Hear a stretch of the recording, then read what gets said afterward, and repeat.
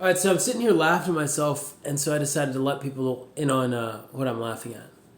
The first thing is that everybody's trying to figure out how to find someone without finding them. And so right now, when I walk down the street, I'm walking, and all of a sudden I see someone. I said, "Is that the guy from The Office?" That's one of the guys from The Office. And he goes, "Ta ta," and he opens the door and he gets out. And I look at him and go, "That's the guy from The Office." But I keep walking because I'm not sure if he's going to try to hand me candy or do something, get me in the car, and then kidnap me like some African because he really thinks I'm in trial. The thing is, whenever he goes, it's because I tried to approach the car. I'm still not sure if that was the guy from The Office, but I'm pretty sure that was one of the guys from The Office. That was different.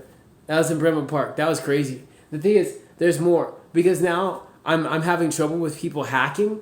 And so when they hack, I have to figure out how to get out of the hack. And so I sit there and literally I have to listen to God right up until someone turns around and says, "What are you talking about?" And I go, you feel that, you idiot. They just raised the temperature in the area so high that you can feel it, but you guys can't feel the hack because you don't have any intellectual property to steal. That means you're an idiot, and that means they don't want to hack you.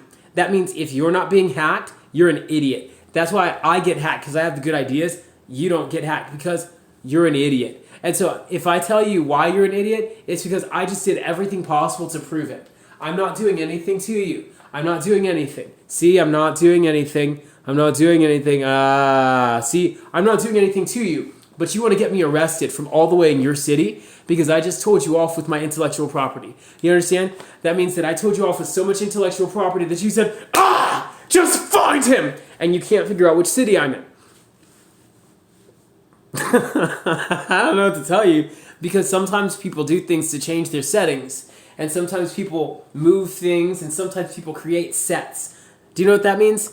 That's what I grew up doing whenever I was in theater. I made sets. That means that whenever someone needed a room made, I could literally recreate the room. And it looks like the room, but it really isn't the room. It makes things really tough for people who are trying to get you arrested for random reasons because they can't figure out where the room is anymore because they said, I haven't seen that room, so I don't know which cities he's been in and which cities he's in. And I also don't know if that's a movie set.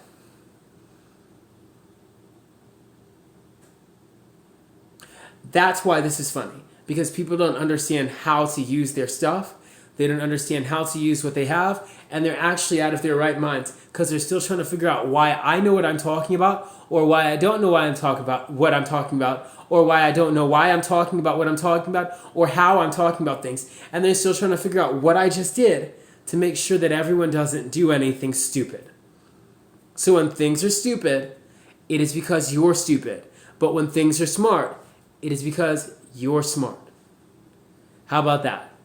Welcome to America. It's all what you make it. The grass is greener where you water it, and if it isn't green and it's sand, then start making glass. Start blowing glass, start doing something with it because you've got your special crop right there. You understand?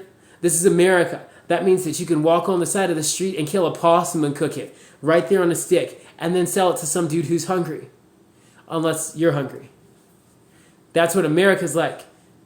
It's like a third world country, except it's not. Because third world countries don't like it when you preach the gospel.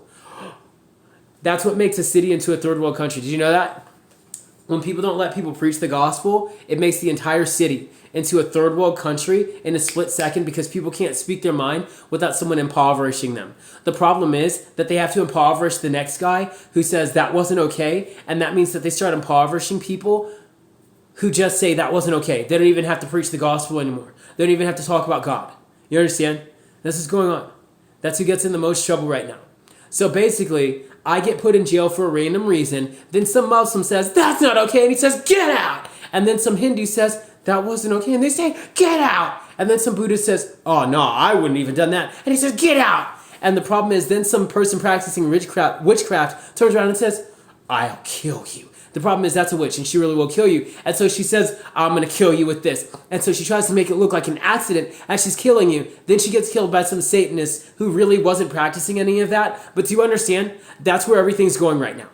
That's how wicked things have gotten, because then someone kills that guy off, and then his kids turn around and say, you killed my dad. And he said, you're a racist. And then they start killing each other because they're racist. Do you understand? That's the multiplication of sin. It talks about that in the Bible, and that's what happens when people are disobedient to God.